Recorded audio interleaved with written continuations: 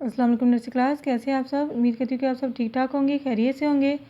आज हम अल्लाह ताला के सिफ़ाती नाम याद करेंगे, तो चलिए स्टार्ट करते हैं।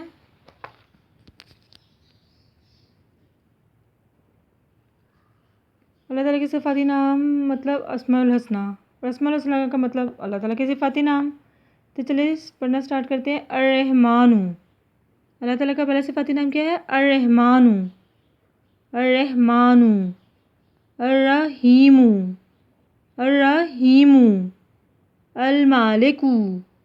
अल मालिकु। अल कुद्दूसु। अल कुद्दूसु। अस्सलामु। अस्सलामु।